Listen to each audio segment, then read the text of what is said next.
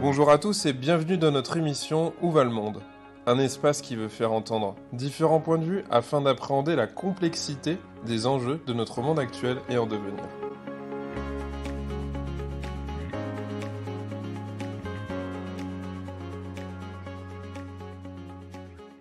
Valérie Dervieux, bonjour. Bonjour, On vous reçoit aujourd'hui pour l'émission Où va le monde et vous nous recevez en tout cas à la Cour d'appel de Paris aujourd'hui.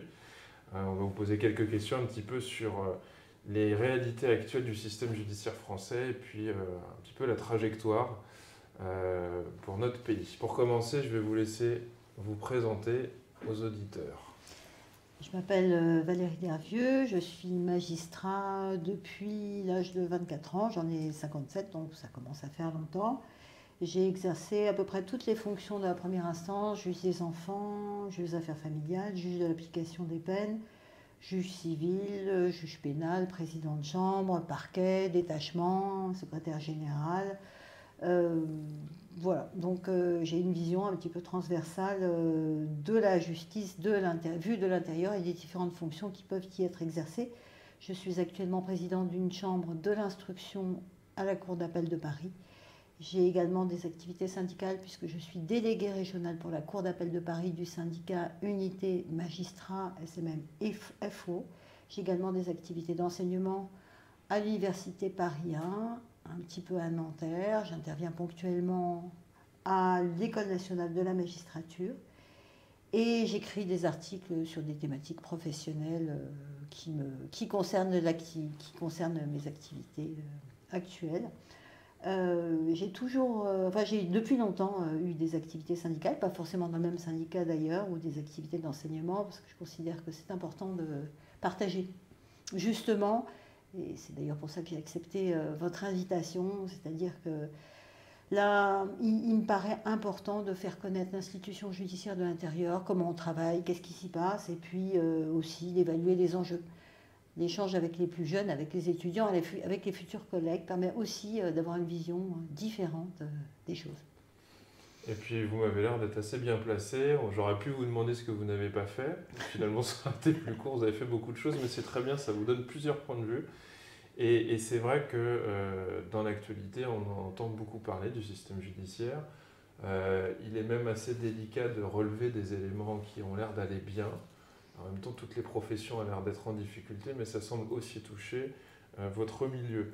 Donc ma première question, elle est un petit peu de connaître l'état des lieux du système judiciaire français, parce que il suffit de s'arrêter sur les dernières semaines, on parle des expertises, des jurés d'assises, la disparition des greffiers que j'ai pu noter dans différents articles, les juges qui sont de plus en plus multitâches.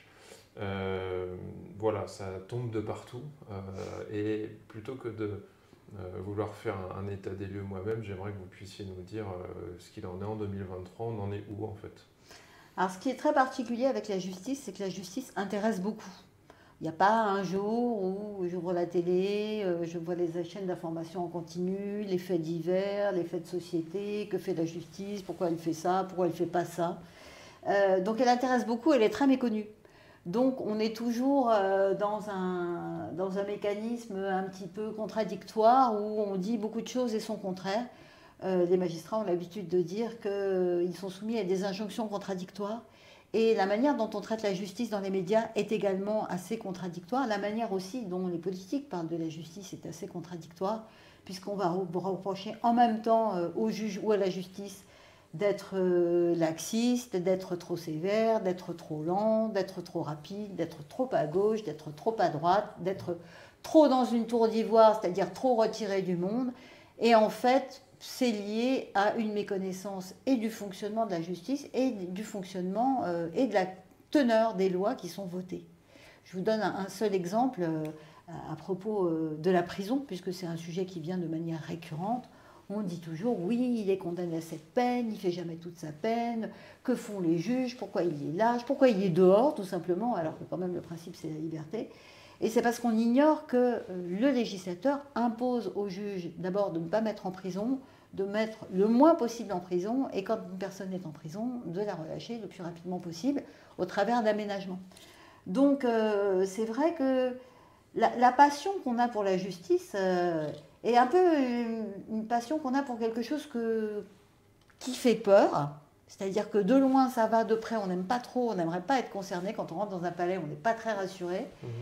Et qui fait peur, mais comme on ne sait pas trop pourquoi, on critique, des critiques viennent de toutes parts et sont toujours difficiles à contrer, puisqu'elles sont, comme je vous l'ai dit tout à l'heure, contradictoires. Alors comment ça va la justice ? Eh bien, je pense que ce qui est simple aujourd'hui, et ce qui n'était pas hier, parce que c'est de dire, on a un état des lieux officiel. C'est le rapport Sauvé des États généraux de la justice, qui a adressé en juillet dernier un état des lieux, justement, un petit peu particulier, puisqu'il constate les insuffisances de moyens, les insuffisances d'organisation, la complexité croissante des textes qui ne permet pas ni la transparence ni la fluidité, et qui fait des préconisations dont le ministère de la Justice entend se saisir pour faire des réformes. Mais la question, c'est quand et comment.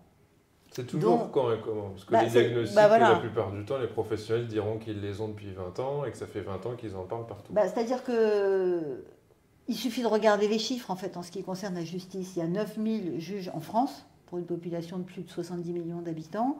Il y en a 8000 à peu près qui sont sur le terrain, puisque d'autres peuvent être en détachement dans les instances européennes, à la chancellerie ou dans d'autres ministères.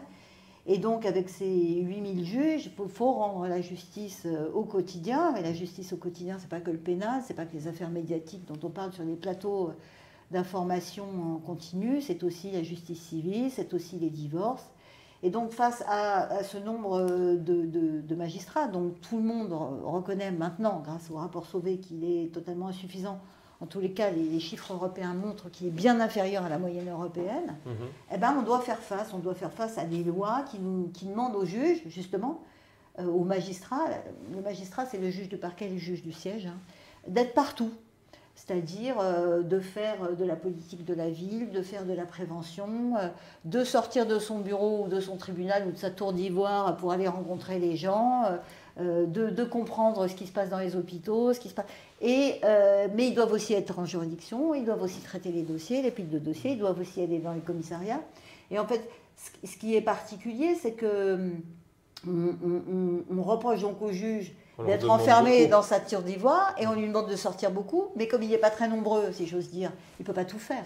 On leur doit faire des beaucoup choix. Et c'est drôle parce que vous avez dit tour d'ivoire à 2-3 reprises, et puis ce que vous disiez tout à l'heure me faisait penser aux parents. C'est-à-dire un coup trop laxiste, un coup trop dur, et donc on y projetterait plein de choses. Vous êtes un bon client peut-être d'une certaine manière, c'est toujours de la faute des juges, alors c'est peut-être ça que je suis en train de dire. En fait c'est ça, c'est toujours de la faute des juges. Alors, je ne devrais pas dire ça, mais quand je regarde des émissions à la télé ou des chaînes d'information, même si les critiques ont un peu diminué depuis le rapport Sauvé, parce qu'on s'est rendu compte que, vu l'état des lieux, c'était difficile de faire tout bien comme tout le monde voudrait, c'est toujours de la faute au juge, en fait. S'il y a des problèmes de violence, c'est de la faute au juge. S'il y a des problèmes d'éducation, c'est de la faute au juge. C'est comme si le juge incarnait finalement le dernier rempart contre tout. Alors qu'en fait, la justice ne peut fonctionner qu'en interaction avec les autres facettes de la société, que ce soit l'éducation, la santé, la police. Et puis il faut l'application des décisions, tout simplement. Il ne suffit pas de dire comme un politique quelque chose, il faut après que c'est-à-dire sur le terrain, ça se fasse. Le yaka faucon, ça ne marche pas trop. Ouais. Donc, on a l'habitude aussi, parce que moi je suis au pénal, donc de parler de la chaîne pénale qui partirait des lois pour passer par les policiers et les gendarmes et aboutir aux juges et se transformer ensuite en exécution de la prison et puis permettre la prévention de la récidive. Mais la chaîne pénale est à mon avis une fausse image, parce que le juge n'est pas là pour faire fonctionner une chaîne qui partirait d'un fait ou présumé ou réel. Mais il est là pour dire à un moment donné, je suis le garant de la démocratie, je suis le garant de l'application des principes généraux du droit et des textes, et je ne suis pas forcément d'accord avec une application automatique d'une chaîne pénale qui fonctionnerait jusqu'à la prison. D'accord. Donc on a... la justice, c'est en même temps un service public, comme la santé, avec des règles et des gens pour le faire fonctionner, et une autorité. L'autorité judiciaire, c'est celle qui, par son existence et par l'équilibre qu'elle suscite avec les autres pouvoirs, l'exécutif et le législatif, est garante de la démocratie. L'autorité judiciaire ne peut donc pas faire partie d'une chaîne, mais le service public peut. Donc il faut distinguer entre l'administration, c'est-à-dire comment fonctionne le machin, et l'autorité judiciaire, c'est comment on dit l'application de la loi dans une situation particulière. Je peux vous donner un autre exemple. Ouais. Il y a une loi en ce moment qui dit, voilà, quand il y a une personne qui est présumée avoir commis des agressions sexuelles sur son enfant ou avoir été violent envers sa femme, il faut lui retirer l'autorité parentale. Et pas de manière automatique, par contre. Alors, voilà, justement, c'est ça. C'est-à-dire que On a lu la les même solutions loi, alors. automatiques, Vous allez m'éclairer là-dessus. les solutions automatiques, c'est pas possible parce que c'est contraire à la Constitution. On est d'accord. Parce que c'est contraire au principe de Et c'est l'individualisation de la peine. intéressant parce que même Ouais. des professionnels et des organisations parlent de ça. Ouais. Et j'avais cet argument en tête, mais sauf que je ne suis pas à votre place et je me suis dit que peut-être je me trompais. Mais donc c'est bien que vous confirmez c'est ça. bien ça. En fait, On ne va pas pouvoir automatiser il tout ne peut ça. pas y avoir de peine automatique parce que c'est contraire à la Constitution, c'est contraire aux principes généraux du droit, c'est contraire à la CEDH, c'est contraire à l'article. Vous êtes en train de me dire que les choses sont préliminaire. plus compliquées qu'il n'y paraît. C'est un peu, si j'ai bien écouté les émissions que vous avez déjà, Ouais. les podcasts que vous avez déjà enregistrés, c'est un peu ce que vous dites. C'est-à-dire que la simplicité n'est pas de ce monde. Et heureusement, ça serait fatalement ennuyeux. C'est pas chat GPT qui va nous faire nos arrêts, et c'est pas non plus l'intelligence artificielle qui va venir plaider à l'audience des situations humaines. La complexité de l'humain et la complexité des sociétés fait qu'à un moment donné, il doit y avoir des gens, des sensibilités, des intelligences et des textes qui s'appliquent à une personne. Ouais, d'autant que c'est complètement paradoxal parce que automatiser les choses va à l'encontre de tout ce qu'on demande perpétuellement, à savoir avoir un traitement singulier et sur mesure pour chaque situation. Donc, humain. Ça n'aura aucun sens de dire en même temps qu'on veut le systématiser. Bon.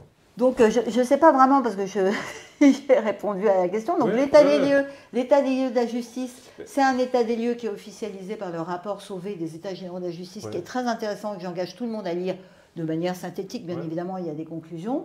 Et c'est en même temps un état des lieux qui ressort d'une image qui est forcément tronquée parce que on est gavé d'images sur la justice et d'émissions sur la justice dites par des gens qui connaissent plus ou moins, et on n'a pas forcément la réalité du comment ça marche. Justement, par rapport au rapport Sauvé, une question me vient.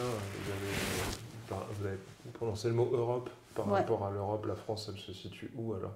Dans la moyenne, un peu à la traîne, un peu en avance sur certains points. Alors en fait, j'engage vos auditeurs, nos auditeurs, à aller voir le site de la CEPEJ, qui est le site de la Commission européenne pour la justice, qui fait des comparaisons dans tous les domaines. Donc il y a des statistiques, il y a des schémas, etc. Et donc la France, alors je n'ai pas les chiffres en tête, mais elle est dans la queue du classement en ce qui concerne le nombre de juges. D'accord. Et en ce qui concerne aussi la lenteur. Encore alors ? Ah non, la lenteur, on est plutôt bien placé. La rapidité, on est mal placé. Je vous dis encore parce que et le budget aussi, on est très très mal placé en budget. On est 2 fois moins que les Allemands. Donc il n'y a pas beaucoup de sous non plus qui sont mis dans la justice. Mais ça me fait penser à l'émission que j'ai pu faire sur le système de soins. Et en fait, je me dis que vous avez les mêmes problèmes. Alors en fait, on compare souvent la santé avec la justice. Quand on pense aux moyens qui sont mis en œuvre, aux charges et à la place de ces 2 institutions, à la place de ces 2 services publics dans la vie des Français. Bien évidemment qu'il y a un besoin de santé et bien évidemment qu'il y a un besoin de justice, que ce soit la justice civile, la justice prud'homale ou la justice pénale. Mais il y a quand même une grande différence entre les administrations, c'est que personne ne critique les médecins et les infirmiers, personne. Tout le monde leur rend hommage, on les applaudit pendant le Covid, etc. Tandis que les Donc à 20h, juges, on va applaudir les juges ce soir. Voilà, c'est ça. On va lancer un mouvement. Franchement, Maximilien, moi pendant le Covid... On va faire un hashtag applaudis ton juge. Exactement. Voilà. Pendant le Covid, à la chambre de l'instruction de Paris, parce que là, mais pas que, on était tous là. Alors, c'était bien parce que moi, j'ai pas du tout été confinée. Il y a plein de collègues qui n'ont pas été confinés. C'était plutôt sympa de se balader à Paris en vélo, il n'y avait personne. Et moi, je me déplace en vélo plutôt qu'en métro. Mais on n'a eu aucun remerciement.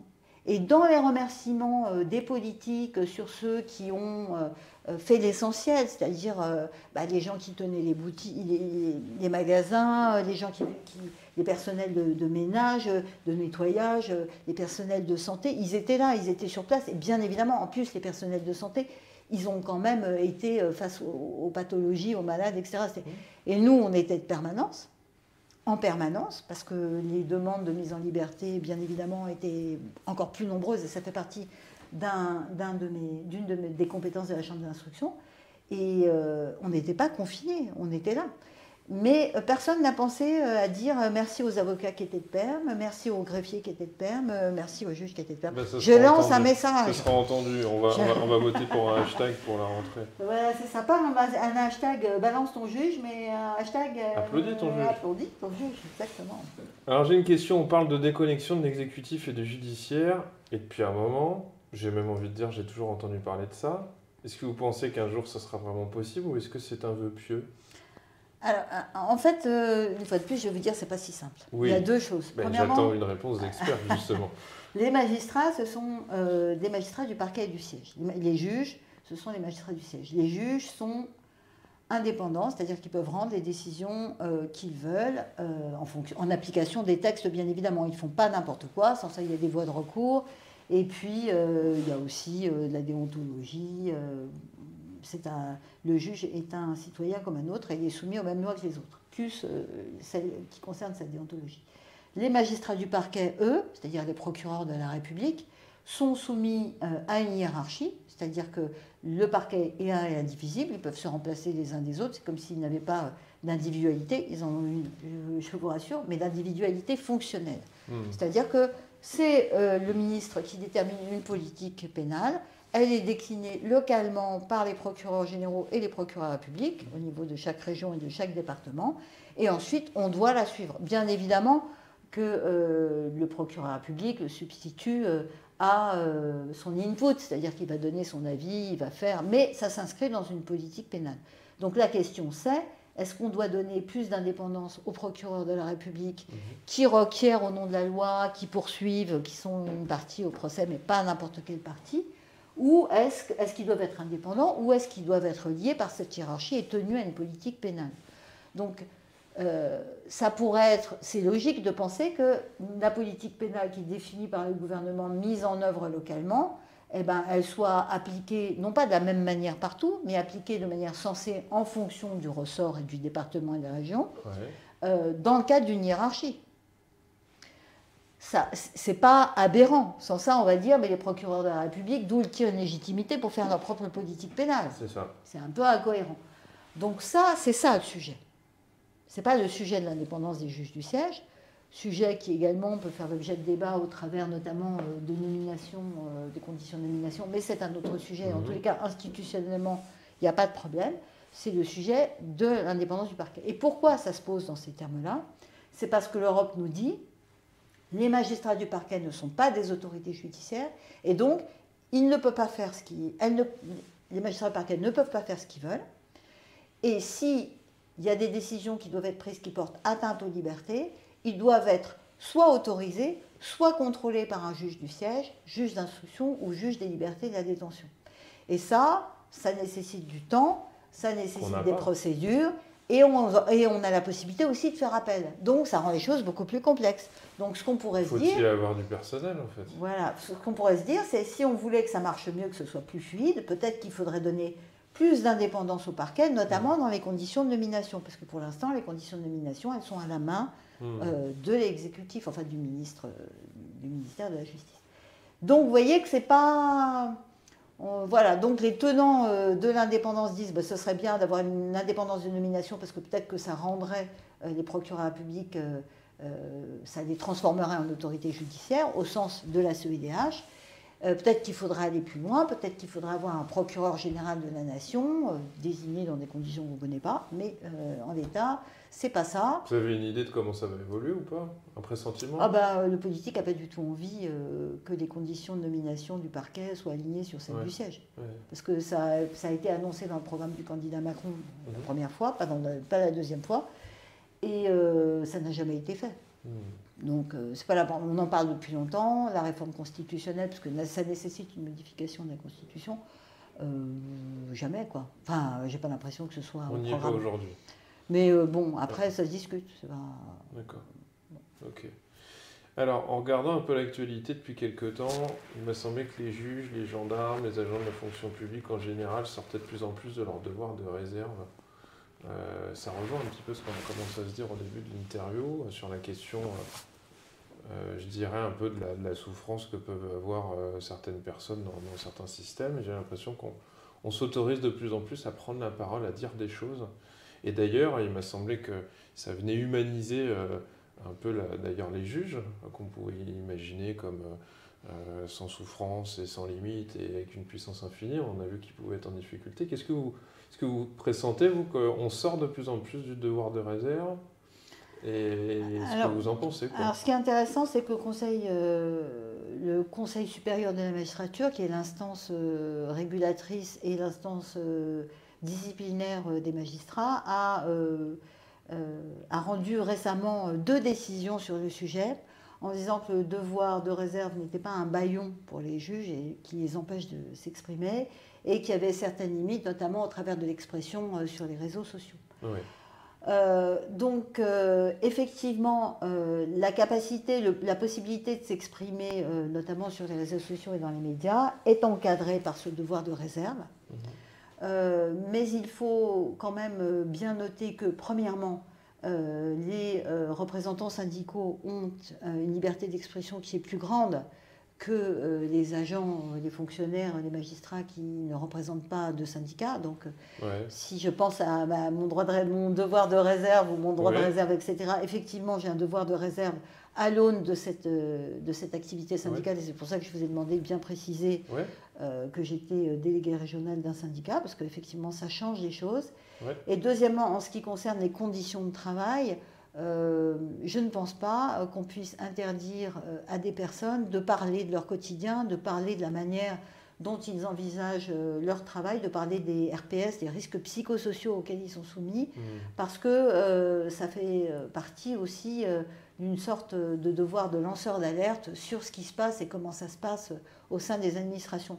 Dire qu'au sein d'une administration, d'un service public, pas d'une autorité mais d'un service public, les risques psychosociaux sont de nature à porter atteinte au fonctionnement même du service public, à mon sens, c'est absolument nécessaire pour que des choses se fassent. On est dans une société en France où il y a le blocage, le dialogue social est quelque chose de compliqué. Le blocage et la grève est quelque chose qui manifestement peut faire évoluer les choses, mais bon, de toute façon, les magistrats n'ont pas le droit de grève. Donc ensuite, il y a l'expression effectivement de souffrance, nous qu'on a vu au travers d'une pétition, la tribune, ce qu'on a appelé la tribune des 3000, où il y a eu une sorte d'expression incroyable qui s'est organisée autour de la mort de cette jeune magistrate qui n'en pouvait plus. Et une prise de conscience des magistrats plus expérimentés ou plus vieux, comme moi, de ce que nous, on avait accepté, n'était plus acceptable pour une génération, la nouvelle génération, étant précisé que la situation quand même de l'institution judiciaire, du service public de la justice, est quand même considérablement dégradée depuis que j'ai pris mes fonctions. C'est considérablement dégradé dans les outils qu'on a à notre disposition. Les outils informatiques, on n'en avait pas, on en a, mais ils ne sont pas très fluides, pas très efficaces. On a un rapport de la Cour de compte dessus. Considérablement dégradé en raison de la multiplicité des tâches qu'on a, qui augmente à chaque loi sans qu'on fasse d'études d'impact, et qui fait qu'à un moment donné, on ne sait plus où donner de la tête. Et puis peut-être aussi parce que nos organisations n'ont pas évolué. On est toujours avec les mêmes règles d'élection au Conseil supérieur de la magistrature, à la commission d'avancement, au même code d'organisation judiciaire sur l'organisation des commissions restreintes, enfin des instances d'échange. Et peut-être que là, effectivement, il y a aussi quelque chose à faire. Ce ne seraient pas des éléments qui feraient perdurer l'identité, mais qui seraient peut-être à modifier, ça pourrait être une piste en fait. Bah, y a plein de pistes, hein. Elles ont été exposées au travers des auditions qu'il y a eu dans le cadre des États généraux. Tous les syndicats ont été entendus, les associations ont été entendues. La multiplicité des pistes a été évaluée, des propositions ont été faites, on attend. Et c'est vrai que et on peut encore reboucler finalement sur ce qui a été dit aussi, quand on pense au nombre, quand on pense au temps, quand on pense aux outils que vous avez, ça peut sonner maltraitance organisationnelle, qu'on entend assez facilement dans les entreprises. Et là, on commence à l'entendre de plus en plus dans la fonction publique également. Bah oui, je vais vous donner un exemple. Hein. Plus personne n'est sauvé, en fait, c'est ça qui me vient à l'esprit. En fait, quand j'en parle avec des gens qui ne sont pas de la justice, ça leur fait peur. Parce qu'ils se disent, si même dans la justice ça va si mal... Là, en fait, c'est embêtant.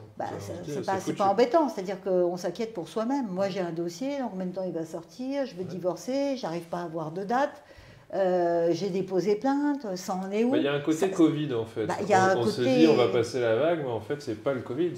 En fait, le Covid a été un révélateur, beaucoup plus qu'un catalyseur.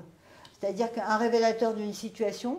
On s'est rendu compte que on avait tout fermé. La goutte d'eau, quoi. Mais finalement, c'est pas la goutte d'eau qui fait déborder le vase, c'était que le vase était déjà rempli, quoi. C'est-à-dire que c'est la goutte d'eau qui a montré que le vase débordait déjà. Voilà. Et donc, c'était une grosse goutte d'eau quand même. Hein. Ça a montré la faiblesse des organisations, le fait qu'on ne pouvait pas considérer qu'une certaine justice était essentielle et pas le reste, puisque la justice est un besoin pour la démocratie. Ça a montré aussi les capacités ou les faibles capacités d'adaptation, notamment via des outils informatiques qui n'étaient pas très organisés. Ça a montré, ça a révélé plein de choses dans beaucoup d'endroits, hein, pas que dans la justice. Oui, parce qu'on a commencé à parler de la justice en visio, etc. Exactement. On commençait à aller sur des représentations qu'on n'avait peut-être pas imaginées, d'ailleurs. Voilà. Que dans les entreprises, on soit chez soi devant un ordinateur, c'est une chose, mais le juge également, les justiciables, c'est toute une question. Donc, alors je viens de publier un petit article là, sur la visio justement dans Acti Juridique, donc j'en profite. Mais les applicatifs qui sont mis à notre disposition dans les juridictions, c'est des outils qui sont ni conviviaux, pour reprendre des vocabulaires qui vont bien, ni fiables, ni adaptés. Donc, nous, on utilise un applicatif qui s'appelle WordPerfect qui bug tout le temps. On a des applicatifs qui sont anciens et avec des réseaux qui sont pas, avec des tuyaux, comme on dit, qui ne sont pas suffisants. Tous les jours, on a des difficultés. On n'a pas de correspondants locaux informatiques suffisants. Ce sont des greffiers qui sont affectés là quand on en a. Mais le nombre de greffiers affectés au CLI, au service informatique, n'est pas comptabilisé dans l'évaluation des greffiers dont on a besoin. Encore une fois, il faut que toute la chaîne suive. Il ne suffit pas que l'ordinateur fonctionne, il faut qu'il y ait Internet, il faut qu'il y ait un technicien, il faut qu'il y ait un logiciel, il faut qu'il y ait des gens qui décrochent le téléphone pour réparer en direct. Etc. En fait, c'est le syndrome de la hotline, quoi. Notre hotline est cool. Nous avons une cool. Non, mais bon, voilà. Donc, c'est ce sont des mécanismes qui nécessitent une vision. Il y a des choses qui vont bien tout de même, parce que je suis en train de me dire que...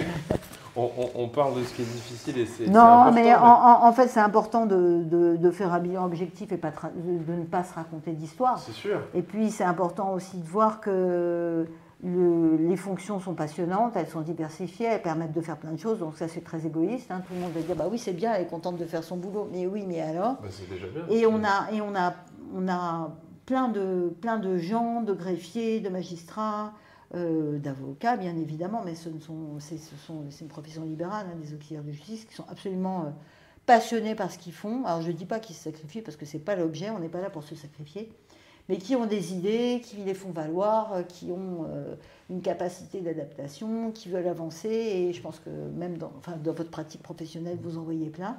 Et il n'est qu'à voir le nombre d'étudiants qui veulent devenir magistrats ou qui veulent devenir greffiers, c'est assez enthousiasmant. Parce que moi, la question que je leur pose, c'est vous voulez devenir juge. L'année dernière, je vous aurais demandé pourquoi. Aujourd'hui, je vous demande pourquoi malgré tout. Mais ils trouvent toujours des réponses parce que faire partie d'une institution, participer au service public de la justice, représenter l'autorité judiciaire, rendre justice, être Malgré ce qui arrive, ça doit vous faire du bien d'entendre ça, la relève qui continue à croire en quelque chose. Ouais, on y croit tous, hein, sans ça, ça serait désespérant. Mais justement, c'est parce qu'on y croit qu'on a une activité syndicale, qu'on fait des propositions, qu'on n'est pas content et qu'on veut que ça aille mieux. Sans ça, on baisserait les bras. Alors Valérie Dervu, on va aller sur ma dernière question, la question rituelle. Et oui, selon vous, où va le monde? Alors, il va où il veut. Ah, une réponse intéressante. Je vous laisse. Il va où il veut et il va où il peut. En ce qui concerne le monde de la justice, il va vers des réformes, il va vers une refondation. En tous les cas, c'est vraiment ce que j'espère. Il va vers plus de mieux ou mieux de plus, je ne sais pas. On a un programme de recrutement et j'espère qu'il sera mis en œuvre dans des bonnes conditions. On a un programme de construction de prison, non pas pour mettre plus de gens en prison, mais pour mettre des gens en prison dans des conditions dignes. Et on a un projet de refondation des procédures, en pénal, simplification, en civil, médiation, c'est-à-dire humanisation et non pas remplacer le juge par autre chose. Donc voilà, je suis optimiste. Écoutez, merci Valérie Dervu pour toutes ces réponses, pour tous ces éclairages. Et puis finalement, on est sur une belle touche d'optimisme. Ben voilà, finalement. Merci Maxime.